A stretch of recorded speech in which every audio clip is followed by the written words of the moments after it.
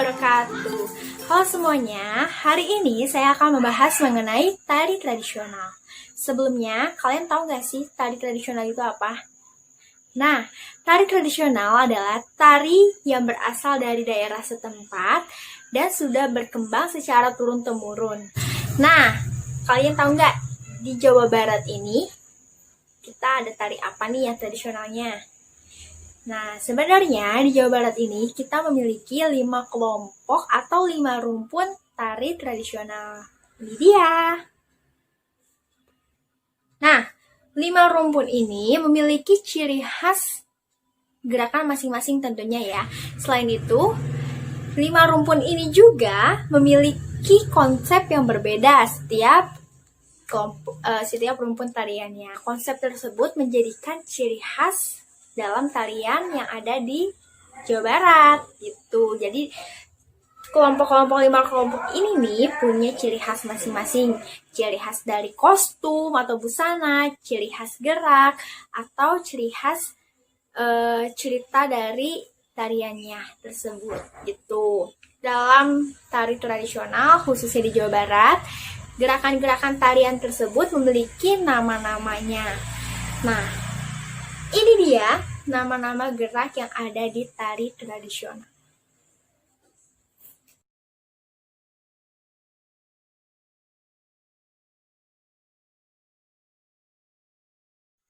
Nah, sekarang saya akan mempraktekkan gerakan tersebut. Check this out. Gerak gelir, gerakannya dengan menoleh ke kanan dan ke kiri menggunakan dagu yang diangkat sedikit. Kedua, ada gerak gilek. Gerak gilek yaitu gerakan kepala dengan mengangkat sedikit dagu ke atas, lalu membuat angka 8 ke samping. Nah, saat latihan, kalian bisa memegang dagu kalian dengan tangan agar mempermudah membuat angka 8 ke sampingnya ya. Ya, ada gerak godek.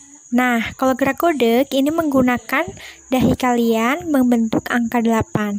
Di sini nanti kalian bisa dibantu dengan menggunakan tangan untuk latihan membentuk angka 8. Jadi, fokuskan gerakan kepala kalian pada dahi kalian ya.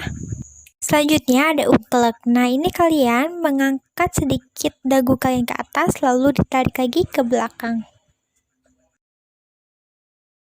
Selanjutnya ada kedat. Nah, kalau kedat ini gerakan memajukan dagu kalian lalu ditarik lagi ke belakang. Pertama, ada gerak nangre. Nah, gerak nangre ini jempol dimasukkan ke dalam, lalu sisa jarinya mengarah ke atas. Selanjutnya ada gerak rumbai. Nah, gerak jari ini semua jarinya menghadap ke bawah, tapi jempolnya tetap ditekuk ke dalam.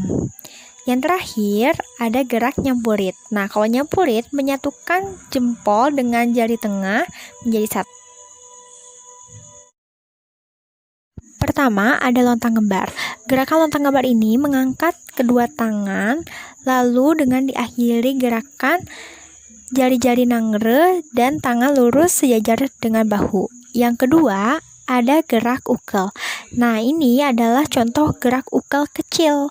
Jadi, gerakan ukel itu memutarkan pergelangan tangan dan berakhir dengan gerak lontang kembar gitu. Selanjutnya, ada gerak ukel besar. Nah, ukel besar ini awalnya itu dari tangan yang disatukan, lalu diputarkan lagi menjadi akhirnya lontang kembar. Selanjutnya, gerakan yang ketiga ada gerak capang. Nah, gerak capang ini salah satu tangan lurus ke depan dengan jari-jari nangre dan yang satunya lagi ditekuk 90 derajat. Gitu. Nah, seperti ini ya contohnya. Selanjutnya ada gerak nyawang. Nah, gerakan nyawang ini salah satu tangan lurus ke depan sejajar dengan bahu dan yang satunya lagi ditekuk 90 derajat tapi ke atas ditekuknya dan jari tangan ini harus sejajar dengan alis gitu. Kayak gini ya, kurang lebih gerakannya seperti ini. Ini bisa arah ke kanan atau arah ke kiri.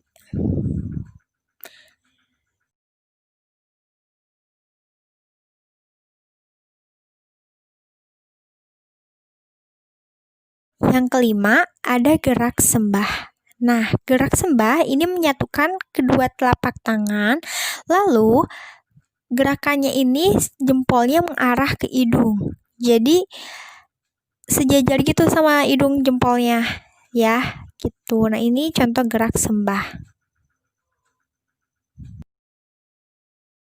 Selanjutnya ada gerak lontang kembar.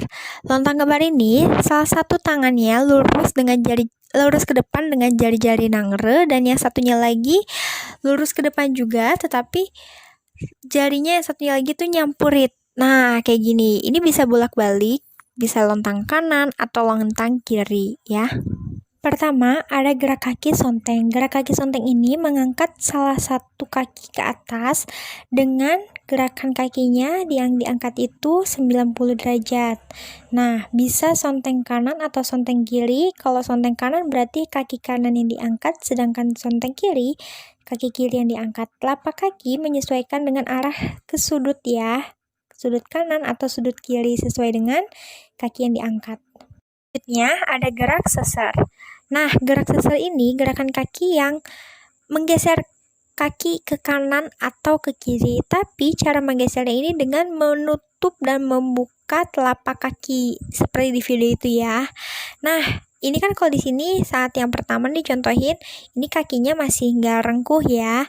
Tapi kalau dalam gerak tari tradisional, biasanya gerak sesar ini dilakukan dengan kaki yang agak ditekuk sedikit tuh kayak gitu. Jadi ya ditekuk sedikit sambil ngegeser kakinya sambil buka tutup. Nah, yang terakhir ini ada gerak silik. Gerak silik kakinya ini dibuka, terus telapak kakinya mengarah ke sudut kanan dan sudut kiri kayak gini. Lalu setelah itu kaki yang udah dibuka ini jinjit ke atas sambil ngegeser ke kanan atau ke kiri kayak kepiting gitu. Nah, itu tadi contoh gerakan atau praktek dari gerakan tari tradisional yang ada di Jawa Barat. Tentunya gerakan-gerakan tersebut menjadi dasar dari tari tradisional yang pastinya saat menarikan ada penggabungan gerak gitu ya. Jadi kayak misalnya contoh tadi di gerak kepala itu ada gerak gilek.